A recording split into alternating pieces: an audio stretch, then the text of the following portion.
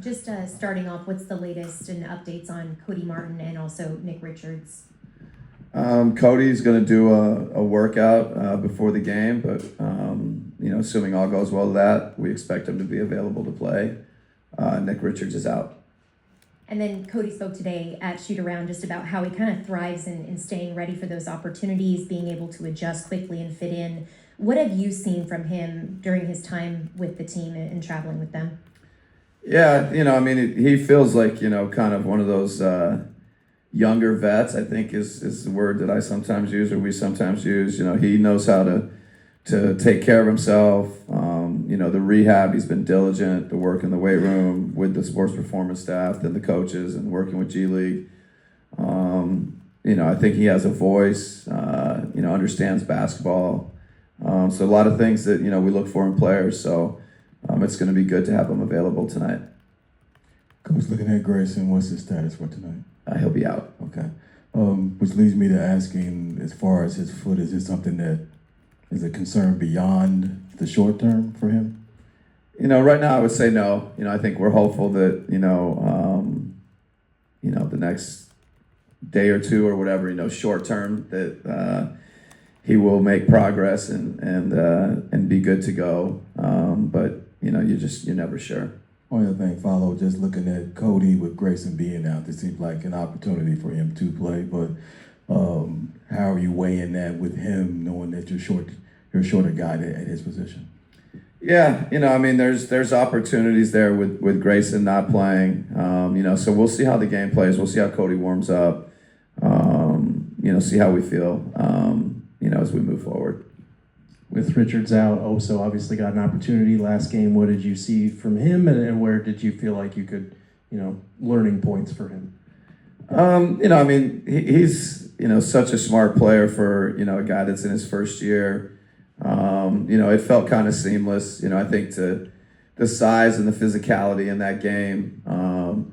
I think for Oso to kind of learn from it, grow, understand what it takes to get rebounds, to find ways to free up, his shooters and things like that. Just every minute he's on the court, I think he's learning about, but particularly those, the physical side of it, maintaining kind of rebounding position, then going and getting it, and then getting guys free. To your point, when you look at the rebounding and that sort of thing, I know Oso and Ryan, they both kind of came in. I think they had like 6 blocks. How do you weigh some of their weaknesses on that end with what they can maybe provide in those areas? Yeah, no, there's, an athleticism and a pop that comes with both those guys. So we kind of need a little bit of everything. We need them to be able to kind of change shots. Ryan as a wing gives you a little bit of rim protection, and Oso, and then we got to find ways to go and get, missed shots and get rebounds and play off of that. Coach, over the last handful of weeks, why do you think there's been such a lack of consistent commitment to defending in transition? No, I don't think there's any explanation. We just got to keep working at it. We've been trying to get to the offensive glass a little bit more. I don't think we've been rewarded with that.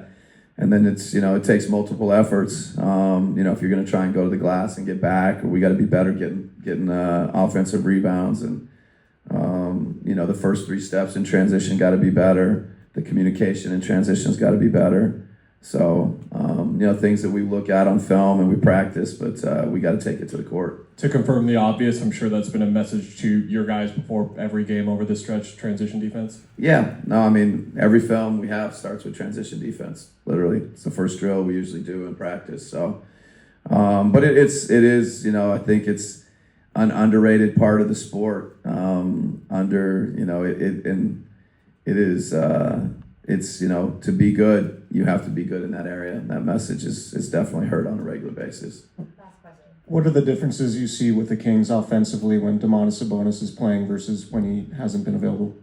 Yeah, he's such a, almost a quarterback or a point guard from the 5 position. One of the best guys, if not the best in the league with the DHOs and, moving from side to side and being able to handle it and, get guys the ball and still gets hits and screens. He's just very unique as a big that can really pass and really handle and still get hits and get guys open. there's a craft and an art to it that he understands and executes at a high level.